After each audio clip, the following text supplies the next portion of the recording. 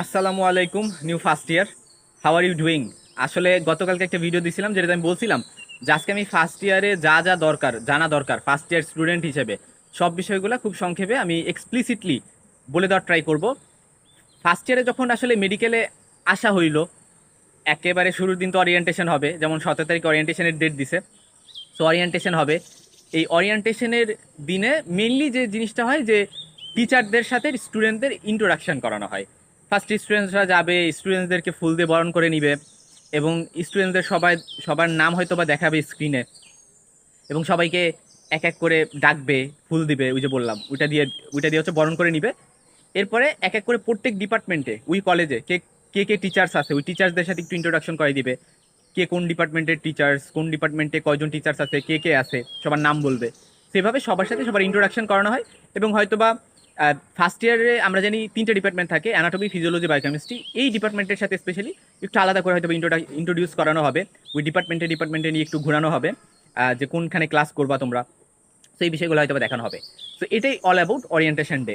এবং ওরিয়েন্টেশন ডেতে খাবার দিবে ভাইয়া। অ্যাকচুয়ালি কোনো কোনো জায়গায় খাবার দেয়, কোনো কোনো জায়গায় খাবার দেয় না। হয়তো বা কোনো জায়গায় স্ন্যাক্স দিতে পারে, কোনো কোনো জায়গায় বিরিয়ানি দিতে পারে। এটা আসলে আলোচনার টপিক না আমার। আমার আলোচনার টপিক যেটা সেটা হচ্ছে যে ওরিয়েন্টেশন শেষ হইলো সাধারণত বেশিরভাগ মেডিকেলে ওরিয়েন্টেশনের পরে তুমি আসলে জেনে যাবা যে অ্যাকচুয়ালি তুমি কোথায় থাকবা। তো তোমার হোস্টেল, তোমার রুম, এগুলা ফিক্স হয়ে যাবে। সেটা লটারির মাধ্যমে হোক বা বিভিন্ন ওয়ে হোক। মিউজে মেডিকেল কলেজগুলো আছে যেগুলো পুরান মেডিকেল কলেজ, সেগুলো বাদে সেগুলোতে দেখা যায় রুম একেবারে তুমি সাথে সাথে রুম পেয়ে যাবা। আর যেগুলো পুরান মেডিকেল কলেজ, মানে অনেক বেশি স্টুডেন্টস, ওই সকল জায়গায় হয়তো বা গণরুমে থাকা লাগতে পারে। তবে সেক্ষেত্রেও তোমার থাকার সিস্টেমটা হয়তো বা তুমি জেনে নিতে পারবা ওই ওরিয়েন্টেশনের পরপরই। এবং একটা কথা বলি যে কোনো কোনো মেডিকেল কলেজ আছে যেখানে ওরিয়েন্টেশনের পর থেকে ক্লাস শুরু হয়ে যায়। আবার কোনো কোনো মেডিকেল কলেজ আছে যেখানে ওরিয়েন্টেশনের পরে একটা গ্যাপ দেয়। সেটা এক সপ্তাহ একটা গ্যাপ হইতে পারে, তারপর থেকে ক্লাস শুরু হয়।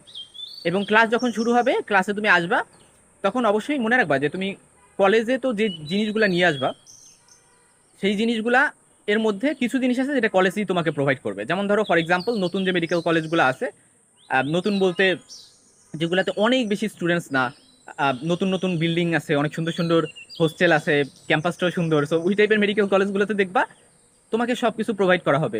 যেমন ধরো আলমিরা, খাট, আলনা বা চেয়ার, টেবিল, এই জিনিসগুলো তোমাকে দিয়ে দিবে। সো তুমি একটু জেনে নিবা সিনিয়রদের কাছ থেকে যে অ্যাকচুয়ালি কি কি কলেজ থেকে দিয়ে দেয়। তো ওই জিনিসগুলো তো তোমার আর নতুন করে ওইগুলো নিয়ে চিন্তা করা লাগবে না। জাস্ট যে জিনিসগুলো তোমার দরকার তোমার চলার জন্য, সেটা তোমার মা বা তোমার ফ্যামিলির লোকজন ভালো করেই জানে যে তোমার কি জিনিসগুলো দরকার। তোমার থেকে তারা ভালো জানে। তো তারা তোমাকে হেল্প করবে, কোঅপারেট করবে ওই জিনিসগুলো ম্যানেজ করতে। যে বই কেনার বিষয়টা, অনেকে ভাবে যে ভাই আমি কি বই বাসা থেকে কিনে নিয়ে আসবো কিনা। আমি বলি যে আসলে বই যদি কেউ কিনে ফেলো অলরেডি, বা কোনো বই থেকে থাকে, কোনো কোচিং থেকে পেয়ে থাকো, তাহলে সেই বইগুলা তুমি তো নিয়ে আসবা। কিন্তু যদি তুমি বই এখনো না কিনে থাকো, তাহলে কলেজ আসো, কলেজ আসার পর অনলাইনে অর্ডার করো। অনলাইনে অনেকগুলো রিলায়েবল প্ল্যাটফর্ম আছে যেখান থেকে তুমি কিন্তু বই কিনতে পারবা। যেমন সোনিয়া মেডিকেল বুক হাউস, তারপরে অ্যামাজন, তারপরে আরো বেশ কিছু প্ল্যাটফর্ম আছে যেখান থেকে কিন্তু তুমি বইগুলা কিনতে পারো। অনলাইন অর্ডার করলেই 1-2 দিনের মধ্যে চলে আসবে বইগুলা কুরিয়ারে, এবং সেখান থেকে তুমি রিসিভ করে নিবা। এত কষ্ট করে এত লোড ক্যারি করার কি দরকার আছে? এবং এমনিতেই দেখা যায় যে শুরুর দিকে অনেক কিছু ক্যারি করতে হয়, তারপরে আবার বই ক্যারি করবা। তো তোমার অ্যাপ্রন মনে রাখবা, তোমার অ্যাপ্রনের ক্ষেত্রে তুমি সবসময় 2টা অ্যাপ্রন রাখার ট্রাই করবা। কারণ একটা অ্যাপ্রন বিভিন্ন কারণে ময়লা হইতেই পারে বা বিভিন্ন কারণে নষ্ট হইতেই পারে, সেক্ষেত্রে তোমার আরেকটা অল্টারনেটিভ থাকতে হবে। তো তুমি 2টা অ্যাপ্রন রাখার ট্রাই করবা। এবং অন্যান্য ক্লোথসের যে বিষয়গুলো, ফর্মাল ক্লোথস পরার ট্রাই করতে হবে। ছেলেদের ক্ষেত্রে হচ্ছে অবশ্যই মানে অ্যাপ্রনের নিচে ফর্মাল শার্টগুলো পরার ট্রাই করতে হবে। নর্মালি আমরা যে শার্টগুলো কিনি ওই শার্টগুলো হইলেই হবে, ঠিক আছে? জাস্ট একটু যাতে মানে থাকে না যে অনেক বেশি রং দিয়ে ভরা, এই রং সেই রং, ওরকম না। মানে দেখলেই তো বোঝা যায় এই শার্ট একটু ফর্মাল। সো উই তুমি যে নর্মাল শার্টগুলো পরো ওইগুলোই জাস্ট একটু অ্যাপ্রনের নিচে সুন্দর করে পরবা।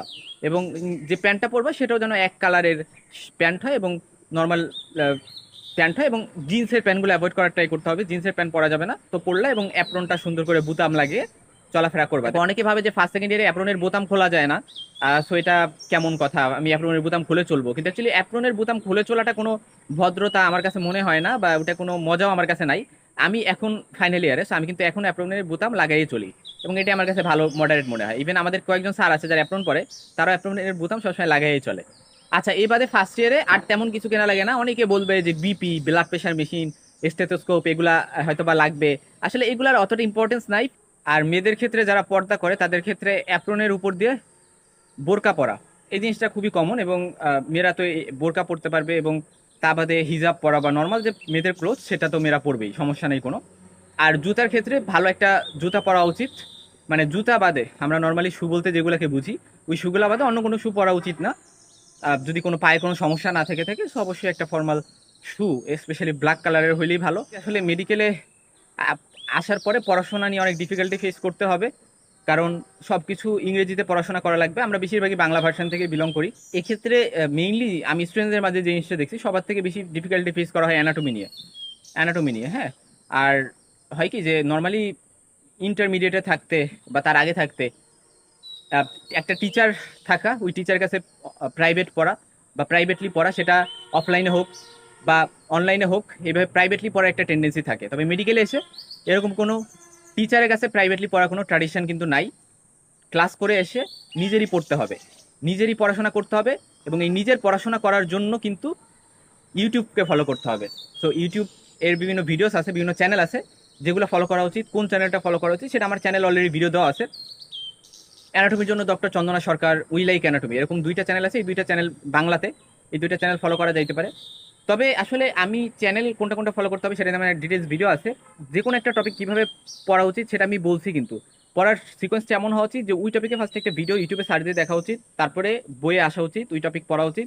তখনও কিছু না বুঝলে হচ্ছে গুগল করা উচিত, চ্যাট জিপিটি করা উচিত, সেগুলোর মাধ্যমে বোঝার ট্রাই করা উচিত, এবং নিজে নিজে এভাবেই কিন্তু পড়া পসিবল এবং সুন্দর করে পড়া পসিবল। তারপর শুরুর দিকে যদি কোনো ডিফিকাল্টি ফেস করা হয়, একজন ভালো সিনিয়র যে আসলে পড়াশোনায় অ্যাক্টিভ, ভালো করে পড়াশোনা করে, তার কাছে গিয়ে টিপস নেওয়া যাইতে পারে এবং তার কাছে সমস্যাগুলো বলা যেতে পারে যে ভাই আমার এই জায়গায় প্রবলেম ফেস হচ্ছে। তো অ্যানাটমি সাবজেক্টটাতে একটু ডিফিকাল্টি বেশি ফেস করা যাইতে পারে। তারপরে ফিজিওলজি, বায়োকেমিস্ট্রি, এই সাবজেক্টগুলো কিন্তু আছে।